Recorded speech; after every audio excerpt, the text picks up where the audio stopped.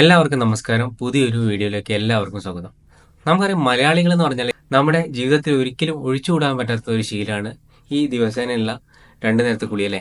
കുളിക്കുന്നതൊക്കെ ശരി, പക്ഷെ നമ്മൾ സോപ്പ് തിരഞ്ഞെടുക്കുന്ന കാര്യത്തിൽ മലയാളികൾ അല്പം മടി കാണിക്കാറുണ്ട്. കാരണം ഏതെങ്കിലും ഒരു സോപ്പ് അല്ലെങ്കിൽ ഏറ്റവും മണമുള്ള ഒരു സോപ്പ്, അതിന്റെ കളറോ അങ്ങനത്തെ കാര്യങ്ങളൊക്കെ മാത്രം ശ്രദ്ധിച്ചിട്ട് ബാക്കിയുള്ള കാര്യങ്ങളൊക്കെ നമ്മൾ ഒഴിവാക്കിയിട്ട് സാധാരണ നമ്മൾ സോപ്പ് വാങ്ങാറല്ലേ. എന്നാൽ ഒരു സോപ്പ് തിരഞ്ഞെടുക്കുമ്പോൾ നമ്മളൊരു ഫോണോ അല്ലെങ്കിൽ ലാപ്ടോപ്പോ ഒക്കെ തിരഞ്ഞെടുക്കുന്ന പോലെ നമ്മൾ ഒരുപാട് കാര്യങ്ങൾ ശ്രദ്ധിക്കാനുണ്ട്. ഏതായാലും ഇന്ന് നമ്മോടൊപ്പം ഉള്ളത് ഇതിനെപ്പറ്റി വളരെ ആധികാരികമായിട്ട് പറയാൻ പറ്റുന്ന ഉദയം സൂര്യകാന്തി പ്രൊഡക്ഷൻസ് എന്ന് പറഞ്ഞിട്ടുള്ള സോപ്പ് മാനുഫാക്ചറിംഗ് യൂണിറ്റിന്റെ മാനേജിംഗ് ഡയറക്ടറും അതോടൊപ്പം തന്നെ റിട്ടയർഡ് അധ്യാപകനുമായിട്ടുള്ള ശ്രീ പ്രേമരാജൻ സാറാണ്. അപ്പോൾ ഏതായാലും അദ്ദേഹത്തെ ഈ വീഡിയോയിലേക്ക് സ്വാഗതം ചെയ്യുന്നു.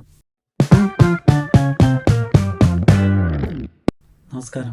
ശാസ്ത്രീയമായിട്ട് സോപ്പ് നിർമ്മാണവും അതോടൊപ്പം തന്നെ സോപ്പ് എങ്ങനെ തിരഞ്ഞെടുക്കുന്നതിനെ പറ്റിയൊക്കെ കൂടുതലായിട്ട് ഈ വീഡിയോയിലൂടെ നിങ്ങൾക്ക് അറിയാൻ പറ്റും. നമുക്കറിയാം, ട്രാൻസ്പെറന്റ് സോപ്പുകൾ ഇന്ന് വിപണിയിൽ ധാരാളമായിട്ടുണ്ട്. അട്രാക്റ്റീവ് ആയിട്ടുള്ള അതിന്റെ ഷേപ്പും കാര്യങ്ങളൊക്കെ കൊണ്ട് നമ്മൾ ആദ്യം തിരഞ്ഞെടുക്കുക അത്തരത്തിലുള്ള സോപ്പുകളാണ്. അപ്പം യൂസ് ചെയ്യുമ്പോൾ തന്നെ നമുക്ക് വളരെയധികം ഇഷ്ടപ്പെടുന്ന രീതിയിലാണ്. അപ്പൊ അത്തരത്തിലുള്ള സോപ്പുകൾ ഉപയോഗിക്കുന്നുണ്ട് എന്തെങ്കിലും കുഴപ്പമുണ്ടോ? അത് ട്രാൻസ്പെറന്റ് സോപ്പുകൾ ധാരാളം ആ ഒരു ട്രെൻഡ് നിങ്ങൾ പറഞ്ഞതുപോലെ വലിയ ട്രെൻഡ് ഉണ്ട്. ഈ ട്രാൻസ്പെറന്റ് സോപ്പ് ഉപയോഗിക്കും. ഇപ്പൊ അത് കുറഞ്ഞു കുറഞ്ഞു വരികയാണ്. അതിന്റെ കാര്യങ്ങളൊക്കെ മനസ്സിലാക്കി തീർച്ചയായിട്ടും ഈ ട്രാൻസ്പെറന്റ് ചെയ്യാൻ വേണ്ടിയിട്ട്, സോപ്പ് ട്രാൻസ്പെറന്റ് ചെയ്യാൻ വേണ്ടിയിട്ട് റോസിൻ എന്നുള്ള ഒരു കെമിക്കലാണ് സാധാരണയായിട്ട് ഉപയോഗിക്കുന്നത്. അത് ഈ റോസിൻ കെമിക്കൽ നമുക്ക് ക്യാൻസർ പോലെയുള്ള മാരക രോഗങ്ങൾ വരുന്നതിന് പോലും കാരണമായി തീരുന്നതാണ്. അപ്പോൾ എന്തായാലും ഇത്തരത്തിലുള്ള സോപ്പുകൾ ഉപയോഗിക്കാതിരിക്കുന്നതാണ് നല്ലത്. മറ്റൊന്ന്, നമ്മുടെ ഈ ത്വക്കിന്റെ സ്പർശന ശേഷി വരെ സ്വമേധ ഇങ്ങനെ കുറഞ്ഞു കുറഞ്ഞു വരാനുള്ള സാധ്യത കൂടി ശാസ്ത്രീയമായിട്ട് പറയുന്നുണ്ട്. അപ്പോൾ എപ്പോഴും നമ്മൾ ഉപയോഗിക്കേണ്ടത് ഒരു എക്കോ ഫ്രണ്ട്ലി ആയിട്ടുള്ള, ഏറ്റവും സുഖകരമായിട്ടുള്ള സോപ്പുകളാണ് ഉപയോഗിക്കേണ്ടത്. പ്രത്യേകിച്ച് കോൾഡ് പ്രോസസ്സിൽ ചെയ്യുന്ന സോപ്പുകൾ തന്നെ ഉപയോഗിക്കണം. അപ്പോൾ ആ പ്രോസസ്സിങ്ങിൽ ഈ പറഞ്ഞ ഗ്ലിസറിൻ എന്ന കണ്ടന്റ് അതിൽ തന്നെ ഉണ്ടാവും. അത് നമുക്ക് ത്വക്കിന് വളരെയധികം പ്രയോജനം ചെയ്യും.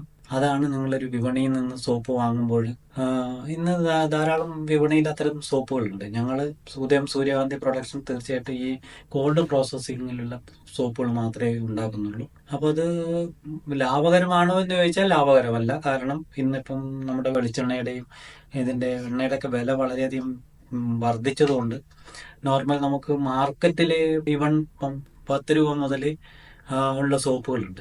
അപ്പോൾ അവരോട് കിടപിടിച്ച് നമുക്ക് കൊടുക്കാൻ ബുദ്ധിമുട്ടാണ്. പക്ഷെ ഇതിന്റെ ഗുണം അറിയുന്നവർ വീണ്ടും വീണ്ടും ഉപയോഗിക്കുന്നുണ്ട്. അതിനനുസരിച്ചുള്ള ഒരു ഗുണം ഇത് അവർക്ക് കിട്ടുകയും ചെയ്യുന്നുണ്ട്. എങ്ങനെ ഒരു സോപ്പ് നമ്മൾ തിരഞ്ഞെടുക്കണം? പല ഗ്രേഡിലുള്ള സോപ്പ് ഉണ്ട്, അതോടൊപ്പം തന്നെ ക്ലാസിഫിക്കേഷൻ ഉണ്ട്, ബ്യൂട്ടി ബാറുകളുണ്ട്, അതുപോലെ തന്നെ ടോയ്ലറ്റ് സോപ്പുകളുണ്ട്. ഏതായാലും ഇതിനെപ്പറ്റി ഒന്ന് കൂടുതലായിട്ട് വിശദീകരിക്കണം. ഇന്ന് നമ്മുടെ വിപണിയിൽ ധാരാളം പലതരത്തിലുള്ള സോപ്പുകളുണ്ട്. ഈ സോപ്പുകൾ പൊതുവെ സാധാരണ ജനങ്ങൾ സ്വീകരിക്കുന്നത് അതിന്റെ വില നോക്കും, അല്ലെങ്കിൽ അതിന്റെ മണം നോക്കും, അല്ലെങ്കിൽ അതിന് പുറത്തുള്ള കവറുകളുടെ ഭംഗി നോക്കും. ഇങ്ങനെയാണ് സാധാരണ സോപ്പ്, നമ്മൾ ടോയ്ലറ്റിൽ ഉപയോഗിക്കുന്ന സോപ്പുകളെല്ലാം സാധാരണ ജനങ്ങൾ വാങ്ങിക്കുന്നത്. കുറച്ച് കാര്യങ്ങൾ, ശാസ്ത്രീയമായ കുറച്ച് കാര്യങ്ങളുണ്ട്. അത് മനസ്സിലാക്കിയിട്ട് വേണം സോപ്പ് നമ്മൾ വിപണിയിൽ നിന്ന് വാങ്ങിക്കാൻ വേണ്ടി. സാധാരണ നമുക്കിപ്പോൾ ഉപയോഗിക്കുന്ന സോപ്പുകളുടെ, നമ്മളിപ്പോൾ കുളി സോപ്പായിട്ട് ഉപയോഗിക്കണമെങ്കിൽ അതിൻ്റെ TFM എന്ന് പറയും, ടോട്ടൽ ഫാറ്റി മാറ്റർ എന്ന് പറയും. അപ്പോൾ TFM 70% മുകളിലുള്ളതാണ് നമുക്ക് സാധാരണയായിട്ട് നമുക്ക് ടോയ്ലറ്റ് സോപ്പ്, അതായത് നമുക്ക് ബാത്തിങ്ങിന് വേണ്ടിയിട്ട് ഉപയോഗിക്കാൻ കഴിയുക. TFM എന്ന് പറഞ്ഞാൽ നമുക്കറിയാം, സാധാരണക്കാർക്ക് പെട്ടെന്ന് മനസ്സിലാവില്ല. അപ്പോൾ ഒരു സോപ്പ് എങ്ങനെയാണ് നിർമ്മിക്കുന്നതിനെ പറ്റിയൊന്ന് ചെറിയൊരു ലളിതമായ രീതിയിൽ പറയാൻ പറ്റും? അത് സോപ്പ് നമുക്ക് സാധാരണ 3 തരത്തിലാണ് നമ്മൾ സോപ്പ് നിർമ്മാണം ഉള്ളത്. അതിന് നമുക്ക് പറയുന്ന വ്യാവസായിക അടിസ്ഥാനത്തിൽ സോപ്പുകൾ ഉണ്ടാക്കുമ്പോൾ hot process, semi hot process, അതുപോലെ കോൾഡ് പ്രോസസ്സ്, ഇങ്ങനെ 3 പ്രോസസ്സിലൂടെയാണ് സോപ്പുകൾ ഉണ്ടാക്കുക. അപ്പോൾ അത് ഓരോന്നും ഞാൻ വിശദമായിട്ട് പറയാം. ഹോട്ട് പ്രോസസ്സ് എന്ന് പറയുമ്പോൾ സാധാരണ നമുക്ക് ഇതിനു മുമ്പ് എങ്ങനെയാണ് ഉൽപ്പാദിപ്പിക്കുന്നതിന് മുമ്പ് തന്നെ നമുക്ക് എന്താണ് സോപ്പ് എന്ന് മനസ്സിലാക്കണം. ഒരു ആസിഡും ഒരു ആൽക്കലിയും ചേർന്നിട്ട് ലവണം ഉണ്ടാകുന്ന ഒരു പ്രവർത്തനമാണ് സോപ്പീകരണം അല്ലെങ്കിൽ എന്ന് പറയുന്നത്. അപ്പോൾ അതിൽ നമുക്ക് ഏതെങ്കിലും തരത്തിലുള്ള ഒരു ആസിഡ്, നമ്മളിവിടെ സോപ്പ് നിർമ്മാണത്തിന് ഉപയോഗിക്കുന്നത് സസ്യ എണ്ണകളോ അല്ലെങ്കിൽ വെളിച്ചെണ്ണ പോലെയുള്ള എണ്ണകളാണ്. Organic acid അടങ്ങിയിരിക്കുന്നതാണ്. പ്രത്യേകിച്ച് കോക്കനട്ട് ഓയിലിൽ നമുക്ക് 10ഓളം ഓർഗാനിക് ആസിഡുകൾ അടങ്ങിയിരിക്കുകയാണ്. അപ്പോൾ അങ്ങനെയുള്ള ഒരു ഓർഗാനിക് ആസിഡും കാസ്റ്റിക് സോഡയും ആണ് ഇതിനെ നമ്മൾ പ്രാഥമികമായിട്ട് സോപ്പ് ഉണ്ടാക്കാൻ വേണ്ടിയിട്ട് ഉപയോഗിക്കുന്നത്. അപ്പോൾ 3 തരത്തിൽ സോപ്പ് ഉണ്ടാക്കുമ്പോൾ സാധാരണ നമ്മൾ ഹോട്ട് പ്രോസസ്സിൽ ചെയ്യുമ്പോൾ ഇത് രണ്ടും ചൂടാക്കുന്നു, 700 ഡിഗ്രി ചൂടാക്കുന്നു. അപ്പോൾ ചൂടാക്കിയിട്ട് അത് മിക്സ് ചെയ്യുന്നു. മിക്സ് ചെയ്യുന്ന സമയത്ത് അത് സോപ്പിക്കേഷൻ നടക്കുന്നു. അങ്ങനെയാണ് അത് സോപ്പ് ഉണ്ടാവുന്നത്. അപ്പോൾ ഇതിൽ ഒരു പ്രധാനപ്പെട്ട ഒരു കാര്യം എന്താണെന്ന് വെച്ചാൽ, ഈ ആസിഡും ആൽക്കലി ചേർന്നിട്ട് ലവണമാകുമ്പോൾ അതിൻ്റെ ഒരു ബൈ പ്രോഡക്റ്റ് ആയിട്ട് വരുന്ന ഒരു സാധനമാണ് ഗ്ലിസറിൻ. ആ ഗ്ലിസറിനാണ് നമുക്ക് സോപ്പിന് അതിൻ്റെ നമ്മുടെ ത്വക്കിന് ഏറ്റവും ഗുണപ്രദമായിട്ടുള്ള കാര്യമാണ്. അപ്പോൾ ഈ 3 പ്രോസസ്സിലും നടക്കുന്ന പ്രോസസ്സിങ്ങിൽ ഗ്ലിസറിൻ്റെ അളവിൽ വ്യത്യാസമുണ്ട്. അളവിലല്ല, അതിൽ കൃത്യമായിട്ട് നമുക്ക് ഗ്ലിസറിനെ 700 ഡിഗ്രി ചൂടാക്കുമ്പോൾ നമുക്കൊരു ബൈ പ്രോഡക്റ്റ് ആയിട്ട് വരുന്ന ഗ്ലിസറിനെ നമുക്ക് മാറ്റിയെടുക്കാൻ പറ്റും. അതാണ് വലിയ മൾട്ടിനാഷണൽ കമ്പനികളൊക്കെ ഇതുപോലെ പ്രോസസ്സിങ് ചെയ്ത് ഗ്ലിസറിൻ മാറ്റിയെടുത്തിട്ട് അവരുടെ സൗന്ദര്യവർദ്ധക വസ്തുക്കളിലേക്ക് ഇത് ഉപയോഗിക്കപ്പെടുന്നു. എന്നാൽ സെമി ഹോട്ട് പ്രോസസ്സിൽ നമുക്ക് പാർഷ്യലി മാത്രമേ ഇതിനെ മാറ്റാൻ പറ്റുള്ളൂ. ഗ്ലിസറിൻ കണ്ടന്റ് അതിൽ തന്നെ കുറച്ചൊക്കെ നിലനിൽക്കും. എന്നാൽ പൂർണ്ണമായിട്ടും കോൾഡ് പ്രോസസ്സിൽ ഈ പ്രോസസ്സിങ് നടക്കുമ്പോൾ ഗ്ലിസറിൻ കണ്ടന്റ് പൂർണ്ണമായിട്ടും അതിൽ ബൈ പ്രോഡക്റ്റ് ആയിട്ട് വരുന്ന ഗ്ലിസറിൻ അതിൽ തന്നെ നിലനിൽക്കുന്നു എന്നുള്ളത് കൊണ്ടാണ് ഈ കോൾഡ് പ്രോസസ്സിന്റെ പ്രത്യേകത. തീർച്ചയായിട്ടും ഈ കോൾഡ് പ്രോസസ്സിലൂടെ പോകുന്ന സോപ്പുകളാണ് നമ്മൾ ഉപയോഗിക്കേണ്ടത്. സാധാരണ നമ്മൾ കുടുംബശ്രീകളിലും അങ്ങനെ വനിതകളുടെ സംരംഭക്കാരൊക്കെ ചെയ്യുന്ന പ്രവർത്തനത്തിൽ നമുക്ക് ഇത്തരത്തിലുള്ള സോപ്പ് നിർമ്മാണം കാണാം. അതിൽ ബൈ പ്രൊഡക്റ്റായി വരുന്ന ഗ്ലിസറിൻ അതിൽ തന്നെ അടങ്ങിയിരിക്കും. അതുകൊണ്ട് ആ സോപ്പുകൾക്ക് കൂടുതൽ ഗുണമേന്മ ഉണ്ടാവും, ത്വക്കിന് വളരെ ഗുണപ്രദവുമാണ്. അപ്പം ഒരുപാട് ഹെർബൽ അല്ലെങ്കിൽ ഓർഗാനിക് സോപ്പ് എന്ന രീതിയിൽ നമുക്ക് പരസ്യങ്ങളിലൊക്കെ കാണാൻ പറ്റും. അപ്പൊ ഇതിൽ ഈ പറയുന്ന ഒരുപാട് ഗുണങ്ങളും അവർ പറയുന്നുണ്ട്. നമ്മുടെ ത്വക്കിന് ഒരുപാട് നല്ലതാണ്, അല്ലെങ്കിൽ ചർമ്മരോഗങ്ങൾ മാറാൻ വേണ്ടിയിട്ട് ഇത് ഒരുപാട് സഹായിക്കുന്നു പറയുന്നുണ്ട്. അപ്പൊ ഇതിൽ എന്തെങ്കിലും ശരിയുണ്ടോ, അല്ലെങ്കിൽ ഇങ്ങനെ മാറുന്നതിനുള്ള കാരണം എന്താണ്? തീർച്ചയായിട്ടും ഞങ്ങൾ ഉദയം സൂര്യകാന്തി പ്രൊഡക്ഷൻസ് ഈ കോൾഡ് പ്രോസസ്സിലാണ് ഞങ്ങൾ ഇത് ചെയ്യുന്നത്. പൂർണ്ണമായിട്ടും നിങ്ങൾ നേരത്തെ പറഞ്ഞതുപോലുള്ള കെമിക്കൽ ഫ്രീ ആയിട്ടുള്ള ഉൽപ്പന്നമാണ് ഞങ്ങൾ ഉണ്ടാക്കുന്നത്. അതിൻ്റെ ഒരു കാരണം എന്ന് പറയുന്നത്, സാധാരണ സോപ്പുകൾ ഉണ്ടാക്കുമ്പോൾ നന്നായിട്ട് പതയുണ്ടാക്കുന്നതിന് വേണ്ടിയിട്ട് ആസിഡ് സ്ലറി പോലെയുള്ള സാധനം കെമിക്കൽസ് ഉപയോഗിക്കും. തേയ്മാനം കുറക്കുന്നതിന് വേണ്ടിയിട്ട് പാരഫിൻ വാക്സിൻ പോലെയുള്ള പെട്രോളിയം ഉൽപ്പന്നങ്ങൾ ഉപയോഗിക്കും. ഇതൊന്നും നമ്മൾ ഉപയോഗിക്കുന്നില്ല. പകരം ഞങ്ങളുടെയൊക്കെ സോപ്പിൽ ഉള്ളത് പ്യുവർ കോക്കനട്ട് ഓയിലും അതുപോലെ തന്നെ നമ്മുടെ ആസിഡ് സ്ലറിയാണ് സാധാരണ പതയുണ്ടാക്കാൻ ഉപയോഗിക്കുന്നത്. നമ്മൾ സോപ്പിൻ കായാണ്. കാരണം പണ്ട് കാലത്തൊക്കെ ധാരാളം നമ്മുടെ പ്രദേശങ്ങളിലൊക്കെയുള്ള ഇതാണ് സോപ്പിൻ കായ്. ഇന്ന് വീട്ടിൻ്റെ ഒരു പാഴ്മരമായിട്ടാണ് ആൾക്കാർ കാണുന്നത്. ഞങ്ങളുടെ പ്രദേശത്തൊക്കെ ഉള്ളവരോട് ഞങ്ങൾ പറഞ്ഞത് അത് നിലനിർത്തിക്കൊണ്ടു പോവുക. അതിലുള്ള സോപ്പും കായ് നല്ല പതയുണ്ടാക്കുന്നതാണ്. അത് പൊടിച്ചിട്ടാണ് ഞങ്ങൾ പിന്നെ ഇതിന് പതയ്ക്ക് വേണ്ടിയിട്ട് ഉപയോഗിക്കുന്നത്. അതുകൊണ്ട് തന്നെ നമുക്ക് ഉറപ്പായിട്ടും പറയാൻ കഴിയും, പിന്നെ ഒരു തരത്തിലുള്ള കെമിക്കലും ഇല്ലാതെ തന്നെയാണ് ഇതിൽ നമ്മൾ ഈ പ്രോസസ്സിങ് നടത്തുന്നത്. പിന്നെ നമ്മൾ പ്രത്യേകമായിട്ട് നിങ്ങൾ നേരത്തെ സൂചിപ്പിച്ചല്ലോ, കുറച്ച് ചേരുവകൾ ഇതിൽ ആയുർവേദ ഗുണമുള്ള കാര്യങ്ങൾ ചേരുവകൾ ചേർക്കുമ്പോൾ എന്തൊക്കെയാണ് മാറ്റം വരുന്നതെന്നുള്ളത്. തീർച്ചയായിട്ടും ഞങ്ങൾ ഇതിൽ ഏറ്റവും പ്രധാനമായിട്ട് ത്രിബല എന്ന് പറഞ്ഞാൽ കൃത്രിമമായിട്ടുള്ള കളറുകളൊന്നും നമ്മൾ ചേർക്കുന്നില്ല. ഞങ്ങളൊരു സോപ്പിൻ്റെ എല്ലാം ഒരു ബ്രൗൺ കളറാണ്, റെഡ് ബ്രൗണിഷ് കളറാണ്. ഈ കളറ് ത്രിബല ചേർത്തിട്ടാണ് ഉള്ളത്. കടുക്ക, നെല്ലിക്ക, താന്നിക്ക ചേർത്തിട്ടാണ് ഇതിൻ്റെ ത്രിബല നമ്മൾ മെയിനായിട്ട്. ത്രിബല വളരെ ഗുണം ചെയ്യുന്ന, ത്വക്കിന് വളരെ ഗുണം ചെയ്യുന്ന ഒന്നാണ്. മൂക്കുരു പോലെയുള്ളത്, താരൻ ഒക്കെ മാറ്റുന്നതിന് വേണ്ടിയിട്ട് ഉപയോഗിക്കും. ഇപ്പോൾ ഞങ്ങൾ ഏറ്റവും പുതിയ ഒരു സോപ്പ് ഗ്രീന്യൂടെക് എന്ന് പറയുന്ന ഒരു സോപ്പ് സോറിയാസിസിന് വേണ്ടി, നമ്മളൊരു കുട്ടികൾക്ക് വേണ്ടിയുള്ള സോപ്പ് ദയ എന്ന് പറഞ്ഞിട്ടുള്ള കുട്ടികൾക്ക് വേണ്ടിയുള്ള സോപ്പ് ഇപ്പം അതിൻ്റെ വിപണിയിൽ ഇറക്കിയിട്ടില്ല. ഞങ്ങളത് ഇറക്കാൻ പോവാണ്. ജനിച്ചു വീഴുന്ന കുട്ടികൾക്കടക്കം നമുക്ക് ഒരു കെമിക്കൽ ആക്ഷനും ഇല്ലാത്ത രീതിയിൽ ഉപയോഗപ്പെടുത്താൻ പറ്റുന്ന കുട്ടികൾക്കുള്ള സോപ്പ് ഉണ്ടാക്കുന്നു. അതുപോലെ നമ്മൾ സൗന്ദര്യവർദ്ധക വസ്തുക്കൾ സാധാരണ നമ്മൾ കാണാറുണ്ട്, camel milk soap, donkey milk soap എന്നൊക്കെ. അതുപോലെ ഡോങ്കി മിൽക്ക് സോപ്പ് സാധാരണ പൗഡറാണ്. ഡോങ്കി മിൽക്ക് സോപ്പ് ഉണ്ടാക്കുമ്പോൾ അതിൻ്റെ മിൽക്കിൻ്റെ പൗഡറാണ് ഉപയോഗിക്കുന്നത്. ഞങ്ങൾ ഡയറക്റ്റ് ഇതിൻ്റെ ക്രിസ്റ്റൽ രൂപത്തിലാക്കിയിട്ട് ഇതിൻ്റെ ഡോങ്കി മിൽക്ക് തന്നെ നമ്മൾ ഡയറക്റ്റ് ഉപയോഗിച്ചുകൊണ്ട് ഡോങ്കി മിൽക്ക് സോപ്പും ഇപ്പം വിപണിയിൽ ഇറക്കാൻ വേണ്ടിയിട്ട് ഞങ്ങൾ തയ്യാറായിട്ടിരിക്കുകയാണ്. സോപ്പ് ഉൽപ്പന്നങ്ങളാണ് സാധാരണ മെയിനായിട്ട് ഉണ്ടാക്കുന്നല്ലേ? അപ്പൊ ഇതല്ലാതെ വേറെ എന്തെങ്കിലും? ഇതല്ലാതെ നമ്മൾ ചെയ്യുന്നത്, നമ്മൾ ഈ പറഞ്ഞതുപോലെ ടൂത്ത് പൗഡർ ഉണ്ടാക്കുന്നുണ്ട്. വാഷിംഗ് പൗഡറും പൂർണ്ണമായിട്ട് ഓർഗാനിക്കാണ്. വാഷിംഗ് പൗഡറും നമ്മൾ ഉപയോഗിക്കുന്നു. പിന്നെ അലർജി, സാധാരണ നമുക്കറിയാം നമ്മുടെ സോപ്പ് ഉപയോഗിക്കുമ്പോൾ പലർക്കും അലർജി ഉണ്ടാവും. അപ്പോൾ അലർജി ഒന്നും ഇല്ലാത്ത രീതിയിൽ ബാർ സോപ്പുകൾ, കലക്ക് സോപ്പുകൾ ഉണ്ടാക്കുന്നുണ്ട്. മറ്റൊരു ഞങ്ങളുടെ ഏറ്റവും വലിയൊരു പ്രത്യേകത എന്ന് പറയുന്നത്, ഞങ്ങൾ ചാരത്തിൽ കൊണ്ട് ഡിഷ് വാഷ് കാരണം നമ്മുടെ ഡിഷ് വാഷിലാണ് കുറച്ച് അധികം കെമിക്കൽ ഉപയോഗിക്കുന്നത് പലരും. എത്ര നമ്മൾ പാത്രം കഴുകിയാലും അതിൽ നിന്ന് നമുക്ക് അറിയാതെ നമ്മളെ ശരീരത്തിനകത്തേക്ക് പ്രവേശിക്കും. അപ്പോൾ അത് നമ്മുടെ പണ്ട് കാലത്ത് നമ്മുടെ പൂർവികരൊക്കെ ഉപയോഗിച്ചിരുന്നത് ഇപ്പോഴത്തെ തലമുറയ്ക്ക് അറിയാത്ത പോകുന്ന ഒന്നാണ് ചാരം എന്നുള്ളത്.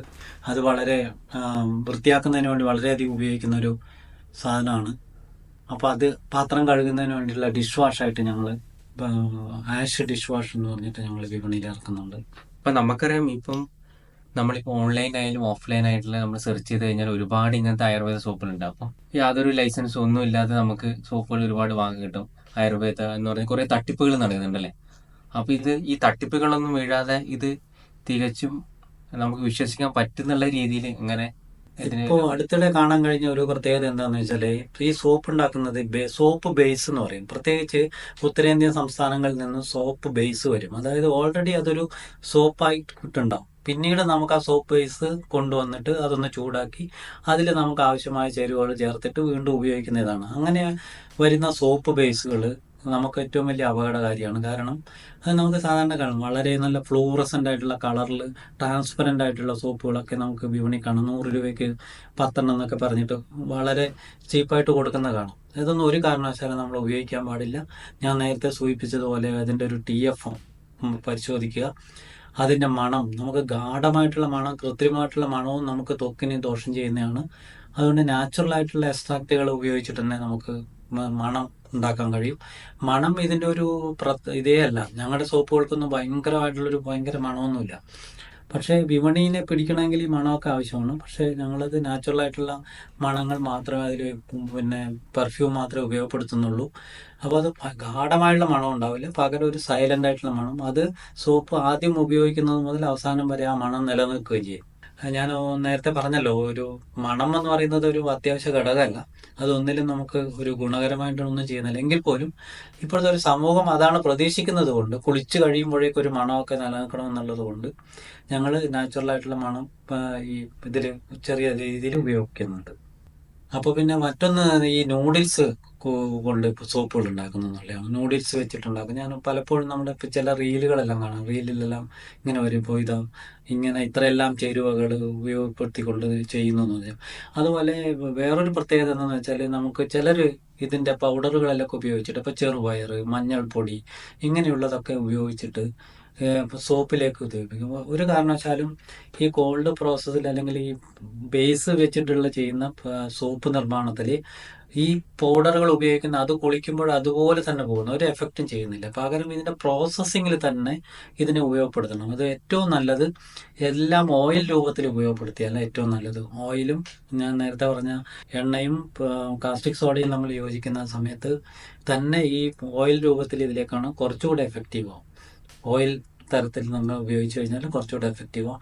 എല്ലാത്തിൻ്റെ പിന്നെ എക്സ്ട്രാക്റ്റൊക്കെ നമുക്ക് കിട്ടും. ആ എക്സ്ട്രാക്റ്റ് ഇതിലേക്ക് ഉപയോഗിക്കുന്നതായിരിക്കും കുറച്ചുകൂടെ ഞാൻ നേരത്തെ പറഞ്ഞ സോറിയാസിസിന് വളരെ ഗുണപ്രദമായുള്ള ഇതിൽ ഞങ്ങൾ 7ഓളം എണ്ണകൾ ഉപയോഗിക്കുന്നത്. ദന്തപാല എന്ന് പറയുന്ന ഇല സൂര്യസ്ഫുടം ചെയ്ത് 14 ദിവസം വെയിലത്ത് വെച്ചിട്ട് വെളിച്ചെണ്ണയിൽ മാറിയെടുക്കുന്ന ഒരു ബ്രൗൺ റെഡിഷ് കളറിലേക്ക് അത് മാറും. അപ്പോൾ അത് സോറിയാസിസിന് വളരെ നല്ലതാണ്. അത് ദന്തപാലയാണ് നമ്മൾ സോറിയാസിസിൻ്റെ ഗ്രീന്യൂടെക് എന്ന് പറഞ്ഞ സോപ്പിന് ഉപയോഗിക്കുന്നത്. അതുപോലെ മറ്റ് കാശ്മീരി ചെമ്പകം പോലെയുള്ള ഇതൊക്കെ ഇതിലേക്ക് ഉപയോഗപ്പെടുത്തും. എന്ത് തരം സോപ്പുകളാണ് നമ്മൾ വാങ്ങേണ്ടത് സാധാരണ രീതിയിൽ? ഇപ്പം പറഞ്ഞു ട്രാൻസ്പെറൻറ്റ് സോപ്പിന് ഇങ്ങനത്തെ പ്രശ്നങ്ങളുണ്ട്, അല്ലെങ്കിൽ ഹോട്ട് പ്രോസസ്സ് ചെയ്ത സോപ്പ് എന്നെല്ലാം പറഞ്ഞല്ലേ. ഏറ്റവും നല്ലത് അതാത് വീടുകളിൽ സോപ്പ് ഉണ്ടാക്കുക എന്നുള്ളതാണ്. വളരെ സിമ്പിളാണ് അതിൻ്റെ ഒരു പ്രക്രിയ എന്ന് പറയുന്നത്. അപ്പോൾ അതിൽ നമുക്ക് കാസ്റ്റിക് സോഡ വാങ്ങിക്കാം, വിപണിയിൽ നിന്ന് വാങ്ങിക്കാൻ കിട്ടും. വെളിച്ചെണ്ണ നമ്മുടെ വീട്ടിലുണ്ട്.